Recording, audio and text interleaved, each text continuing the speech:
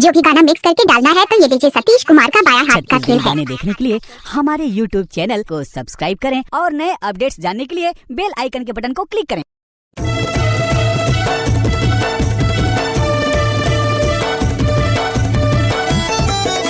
नाचा रे, नाचा रे, नाचा रे।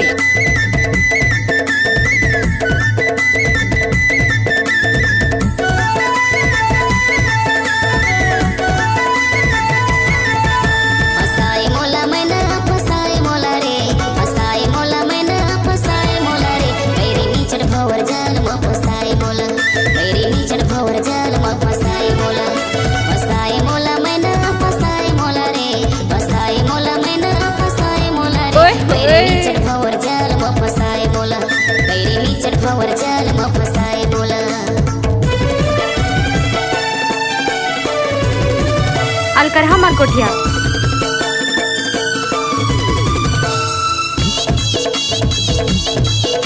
नाच ना वो, नाच ना वो।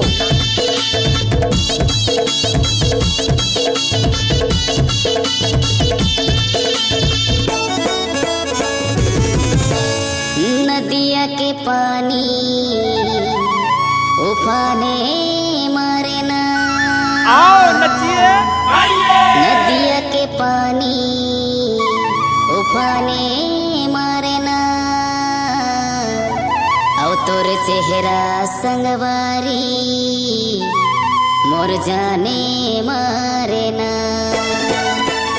नाचो रे। अरे तो हुआ बे मैं ना, तो हुआ बे रे, तो हुआ बे मैं ना, तो हुआ बे रे, ए दे कर मो भजन मरे, तो हुआ बे ना, ए दे कर मो भजन मरे, तो हुआ बे ना। भाग रे।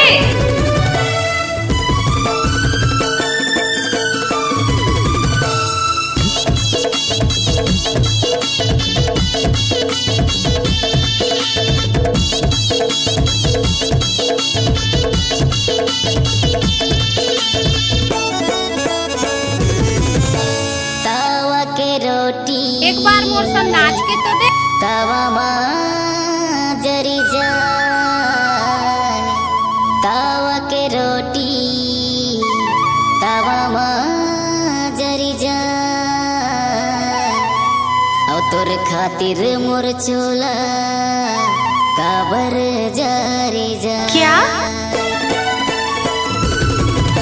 अरे सुअरोए का रे, सुअरोए का, सुअरोए का रे, सुअरोए का, ए दे पिंजरा भीतर मरे, सुअरोए का, ए दे पिंजरा भीतर मरे, सुअरोए का।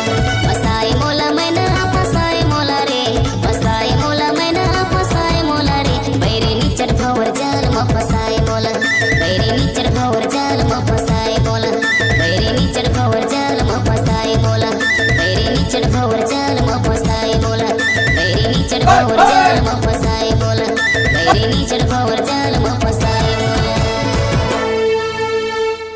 आपकी आवाज ही आपकी पहचान है। यदि आप अपनी आवाज को एक नया आयाम देना चाहते हैं तो चले आइए मल्टी ट्रैक डिजिटल रिकॉर्डिंग के लिए AVM audio video studio Khamtarai Raipur. Mobile number 9301523929 और 7869646201।